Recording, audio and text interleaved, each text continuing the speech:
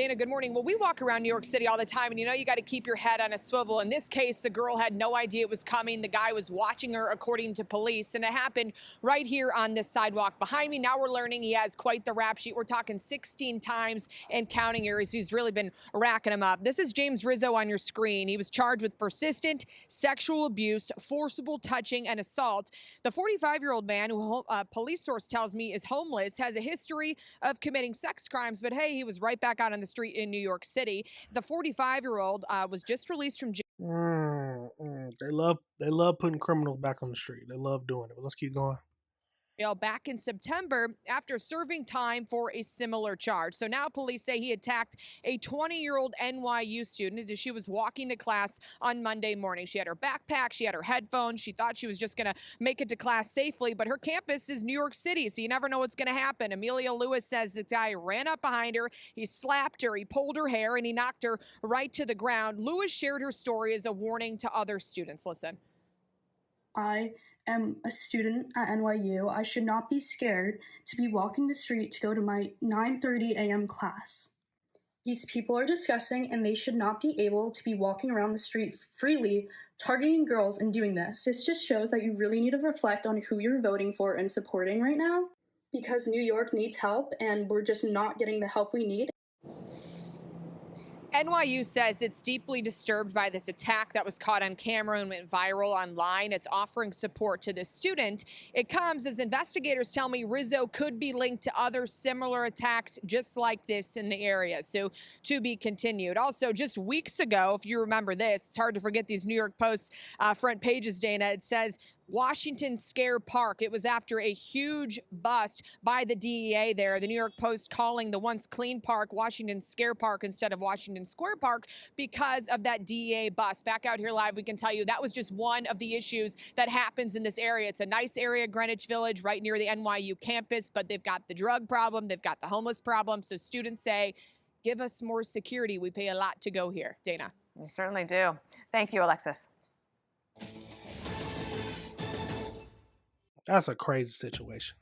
What's running through his head? He's a homeless, crazy man. He obviously has serious problems, but he gets convicted and he gets put back on the streets after he serves his time. And then he goes back and does the same thing. When the President of the United States sets up and tweets 150. Absolutely crazy, y'all. Absolutely crazy. Let's go over into this next video. We begin tonight with those new details in the attack that went viral. The man charged with attacking an NYU student on the way to class, now facing new charges. Cops say James Rizzo also shoved another woman on Thanksgiving and burglarized several apartments. The charges added now to Rizzo's already very long rap sheet, one that includes 16 prior arrests, 4 sexual assault charges, and even an attempted murder charge. Tonight, his criminal history is raising questions about why he was on the streets in the first place. Eyewitness News anchor Michelle Charlesworth live in the Village with more. Michelle? Well, the more we learn, the scarier it sounds, doesn't it? NYU students tell me they're absolutely shocked to learn that police say this suspect was living in NYU housing, NYU apartments where faculty and students live. But let's start with the surveillance video. Absolutely vital to actually see the crime occur and to see the Good Samaritan step in. But NYU students say they are shocked that he, according to police, was a squatter in NYU housing here on West 3rd Street. And they're frankly disappointed that they did not get a security alert from their school. By now, most NYU students say they've seen the student attacked on surveillance camera, but not NYU senior Janie Cooper. Didn't even know about it. That's terrifying. And now she knows police say that he was living in NYU housing, in her building. And he was living in your building. Yikes. Other students know 20-year-old Amelia Lewis posted in tears that a man slapped her from behind, pushed her to the ground, and pulled her hair. Jennifer found out from a friend who goes to a different school. She was like, oh my God, like, did you see? I was like, no, I didn't. I found it kind of weird because NYU hasn't really sent out an email about it. And what about news from police that the man was a squatter in NYU housing? Oh my God, I did not know that. And had apparently... Hold on. How does a university let a squatter stay in the apartments? Maybe it's because I live in the South, so we don't have the squat. You can't. It's not that easy to be considered a squatter. You got to stay a crazy amount of time. But I know New York has those weird laws where it's like maybe 30 days that they can claim squatters' rights. That's crazy. That's absolutely crazy. And he had different sexual charges. According to police, broken into 4 other apartments to take things to live in the other apartment where he was squatting. That is crazy. I did not know that. I literally dorm right on that street, and I walk that street every single day. 45-year-old level 2 convicted sex offender James Rizzo was arrested by police for the attack that happened Monday morning. The victim had been walking to class around 9:30 at Waverly and Broadway. Police tell us Rizzo was let out of prison on parole in September and that he has 16 prior arrests. I just felt really bad for her because, of course, she was crying and whatnot in the video. And now to find out that he was living as a squatter, apparently, according to police, in NYU housing? Yeah, I mean, that's just extremely shocking to me. One of the worst things about this case is the video, but also one of the best things is that it exists. What made you think to go to the store to say, do you have video of this? I mean, right when I got Amelia's text, I was in class and I got a horrible sinking gut feeling because this has also happened to me. So that is a friend, apparently, of the victim. And she also had been a victim in a completely separate case and knew that surveillance video was a key piece of evidence. So the fact that she went and got that and then it went viral and the victim talked about it is a very big part of all of this. I do want to tell you that the suspect is expected to be in night court tonight, arraigned on all of this. And we will have that for you later on this evening on West 3rd Street in West Village. Michelle Charlesworth, Channel 7.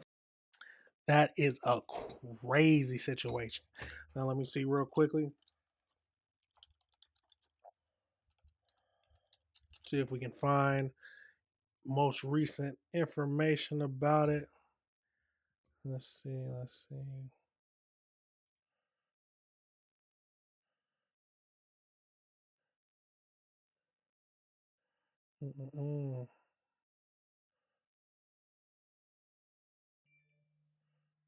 Let's see. Just go to a quick article real quickly.